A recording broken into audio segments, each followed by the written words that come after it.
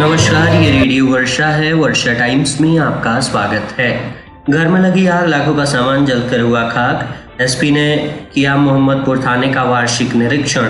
विद्यालय में कैंसर सहित अन्य बीमारियों से बचाव हेतु छात्राओं को लगाया गया टीका। स्टेट हाईवे 90 पर तेज रफ्तार ट्रक ने 2 को रौंदा, महिला की मौत।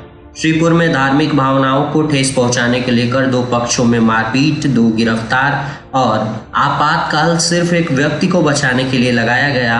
पत्रकारों से बात करते हुए बोले केंद्रीय मंत्री पंकज चौधरी।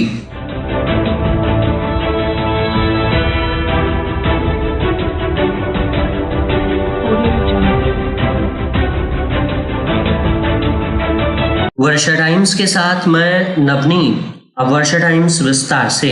रेडियो वर्षा के मांझागढ़ संवाददाता सुधीर श्रीवास्तव के अनुसार बुधवार को मांझागढ़ थाना क्षेत्र धमई भैसही गांव के विनेद महतो के घर में स्थित चूल्हे में रखे राख से तेज हवा में निकली चिंगारी ने आग लगा दिया।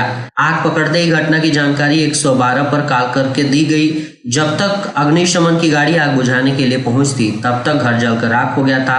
घर में रखे अनाज, कपड़ा सहित सारे सामान और नगद लगभग 17,500 रुपए सहित लाखों के सामान जलकर खाक हो गए। अग्निशमन की गाड़ी पहुंचने पर आग पर काबू पाया गया, जिससे बगल में चल रहे सरकारी नवसृजित विद्यालय अग्नि के चपेट में आने से बच गया।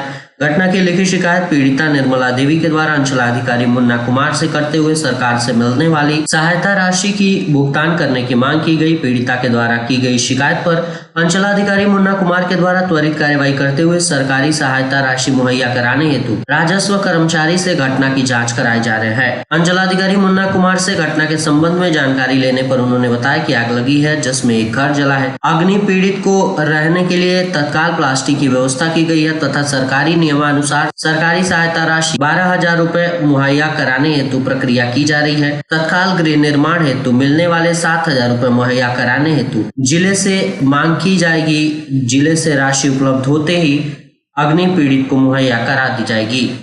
मांझागढ़ बुधवार को विभागीय निर्देशानुसार मांझागढ़ प्रखंड अंतर्गत संचालित आंगनबाड़ी केंद्रों पर आंगनबाड़ी सेविकाओं के द्वारा सामाजिक अंकेक्षण किया गया, जिसमें उपस्थित लाभुकों को आंगनबाड़ी केंद्र के माध्यम से सरकार के द्वारा दी जाने वाली लाभ की जानकारी आंगनबाड़ी सेविकाओं के द्वारा देते हुए बताया गया कि 6 माह से 3 वर्ष के बच्चों और गर्भवती तथा धात्री महिलाओं को सूखा राशन प्रत्येक माह TH4 के रूप में वितरण किया जाता है तथा आंगनबाड़ी केंद्रों में स्कूल पूर्व शिक्षा लेने 3 वर्ष से 6 वर्ष तक के बच्चों को मेन्यू के अनुसार पोषाहार दिया जाता है तथा बाल जननी कार्यक्रम के तहत नजदीकी स्वास्थ्य केंद्र में बच्चों को जन्म देने वाली माता को बच्चे की देखभाल हेतु 1,400 रुपए मिलता है तथा परिवार नियोजन कार्यक्रम के तहत बांधकरण कराने वाली महिलाओं को सरकार के द्वारा स्वास्थ्य केंद्र के माध्यम से प्रोत्साहन राशि के रूप में 2,000 रुपए दिया जाता है। प्रथम गर्भवती माता के द्वारा प्रधानमंत्री मातृत्व वंदना योजना के तहत आवेदन आंगनबाड़ी केंद्र के माध्यम से करने पर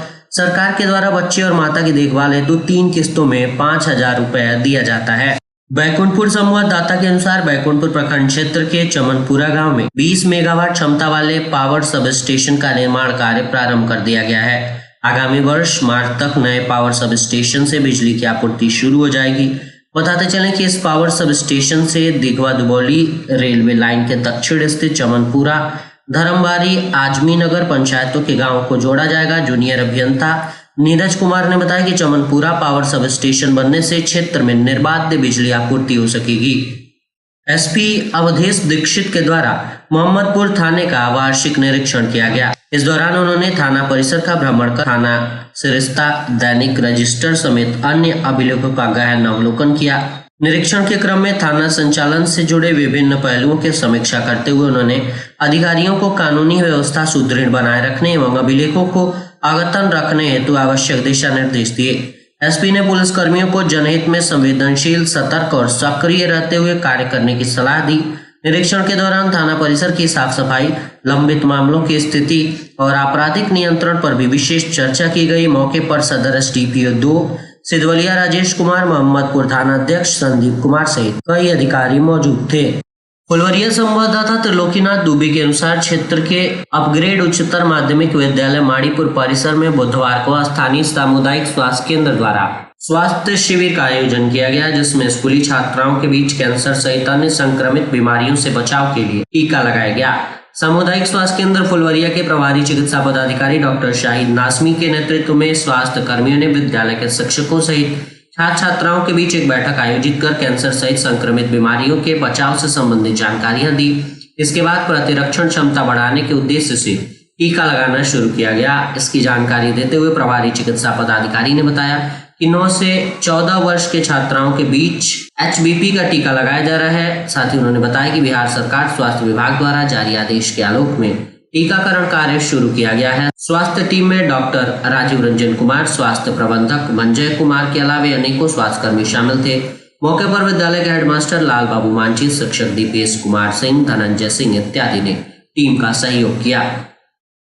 रेडियो वर्षा के संवाददाता सत्य प्रकाश वर्मा के अनुसार जिले के बैकुंठपुर थाने के बनकटी गांव के समीप स्टेट हाईवे 90 पर बुधवार की सुबह तेज रफ्तार ट्रक ने 2 को रौंद डाला।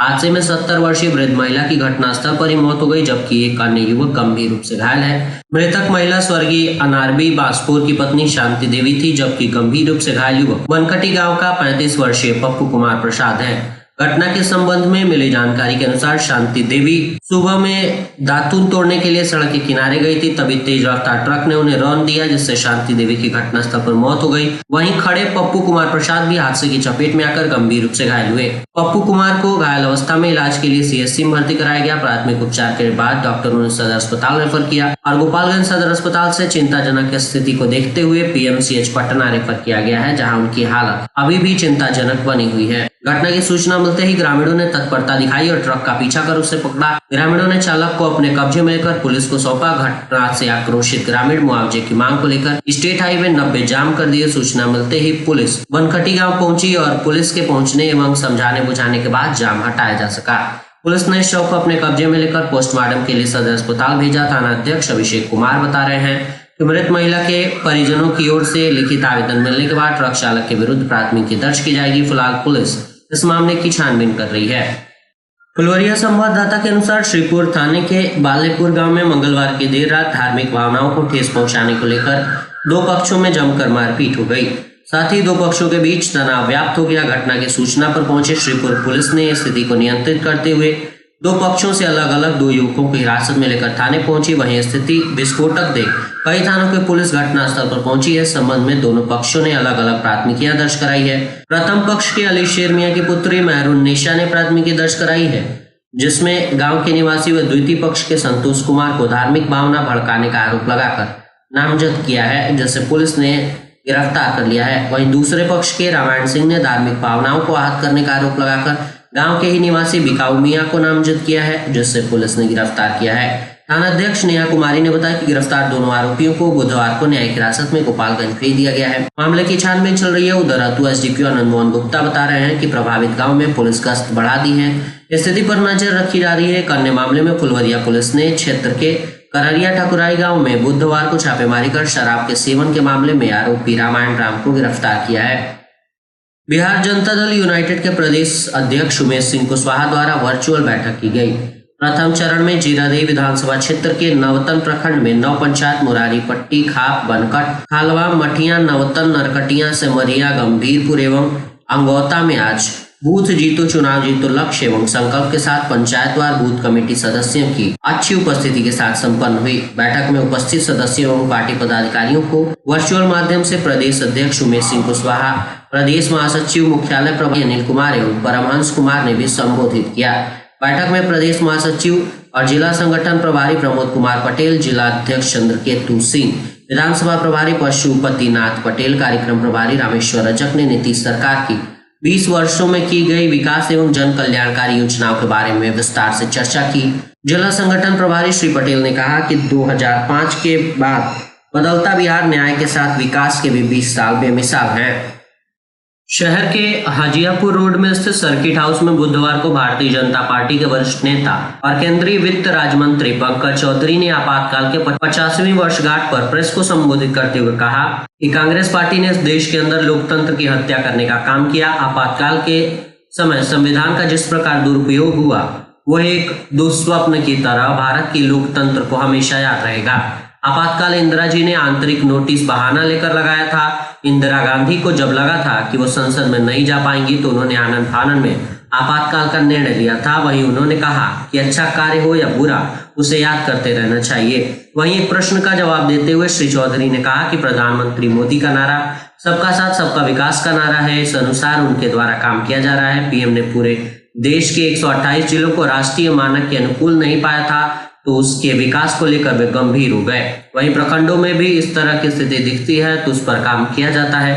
आपातकाल का जन्म लालू प्रसाद यादव के चलते ही हुआ। उन्होंने लालू प्रसाद यादव को आड़े हाथ लेते हुए कहा कि जिस कांग्रेस का विरोध वे सदैव करते आए, पुत्र मुंह में उसी के साथ हाथ मिला लिए हैं। और अंत में सुर्खियां एक बार फिर। घर में लगी आग, लाखों का सामान जलकर हुआ खाक। एसपी ने किया मोहम्मदपुर थाने का वार्षिक निरीक्षण। विद्यालय में कैंसर सहित अन्य बीमारियों से बचाव हेतु छात्राओं को लगाया गया टीका। स्टेट हाईवे 90 पर तेज रफ्तार ट्रक ने 2 को रौंदा, महिला की मौत। श्रीपुर में धार्मिक भावनाओं को ठेस पहुंचाने को लेकर 2 पक्षों में मारपीट, 2 गिरफ्तार। और आपातकाल सिर्फ एक व्यक्ति को बचाने के लिए लगाया गया। पत्रकारों से बात करते हुए बोली केंद्रीय मंत्री पंकज चौधरी। वर्षा टाइम्स का ये अंक यहीं समाप्त हुआ। नमस्कार।